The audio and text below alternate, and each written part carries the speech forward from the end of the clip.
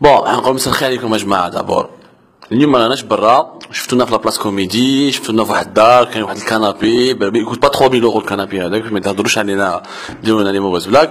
راني افيك ان جروب دو جون الجيريان الله يبارك عليهم، وبالكاطو كاين كاطو شباب وماكله مليحه، ونتي اون تران فير ان بون ديبا sur l'Algérie, sur الحكايات, sur leurs difficultés, leur situation اللي راهم هنايا. Ils sont tous étudiants algériens.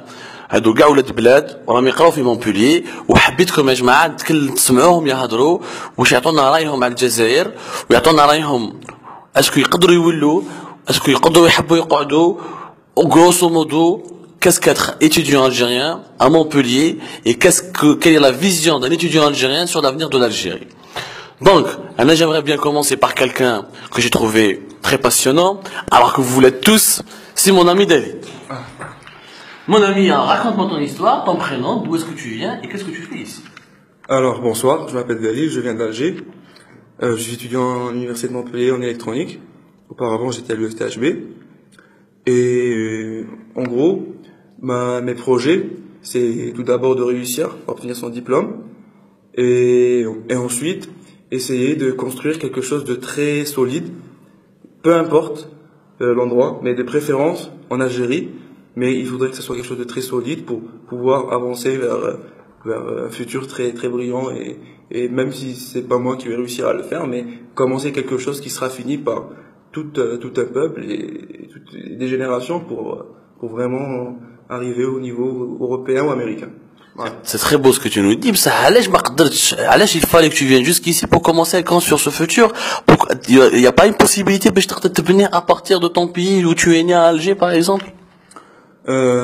Si, il y a plusieurs possibilités pour construire quelque chose, mais après, ça dépend, ça dépend des capacités que tu cherches et des outils dont tu as besoin.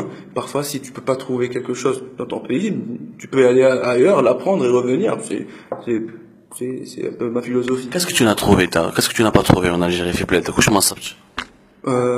une formation assez exacte, une assez bonne formation pour pouvoir entreprendre quelque chose de solide. Voilà. Une assez bonne formation. Voilà.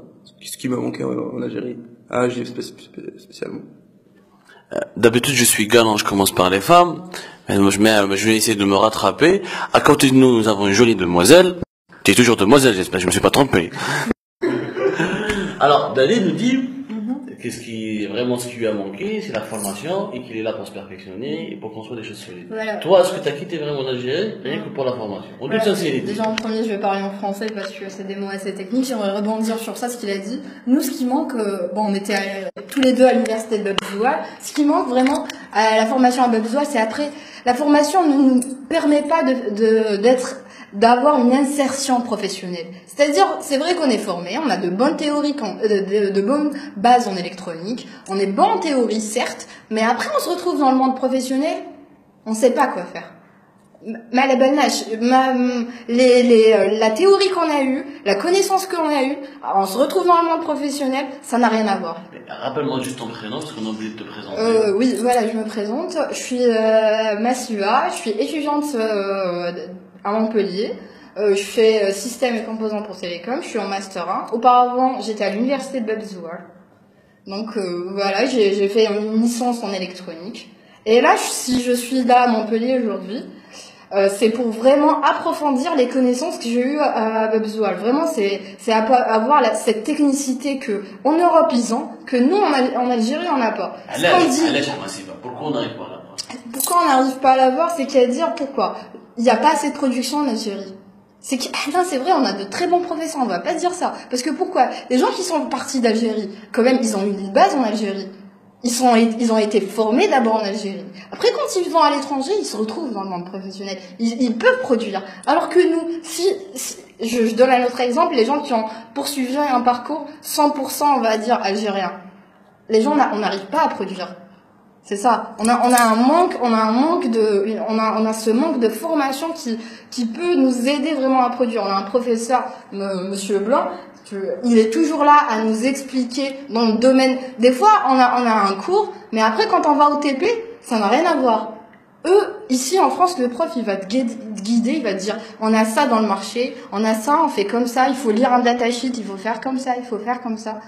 En Algérie, on n'a pas ça. Donc, manque de formation. Vraiment, Bonjour. manque de formation, manque de formation. Donc, tu complètes le point de vue de notre ami. Ma chère, je reviens par galanterie. Après, je reviendrai à Sahabna.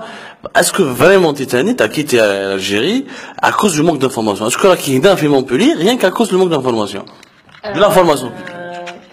Oui, après, il y a ce point-là, parce qu'en fait, alors déjà, je me présente, je suis Amina, je suis venue un an après, j'ai fait une année en pharmacie à la fac centrale, et je suis venue en France en 2012. L'année que j'ai passée en pharmacie était dans des conditions pas terribles, parce que on faisait des études de pharmacie, mais on n'avait pas du tout de pratique, alors que même si je sais que en ce moment mes anciens collègues ils ont fait des TP et tout ça, mais c'est dans des conditions vraiment merdiques. Ils étaient par exemple dans un amphi où l'amphi s'est effondré en plein cours. Oui, Matiben. Et du coup, ben voilà, déjà les conditions de travail ne sont pas vraiment favorables. Et après aussi, le fait qu'on ne peut pas concrétiser notre rêve en Algérie. Même si on continue notre formation et tout, on a un rêve, on a tous, je pense qu'on a tous cette le fait d'être nationaliste, d'aimer notre pays, de vouloir développer tout ça, mais on n'a pas les conditions nécessaires pour réaliser ça.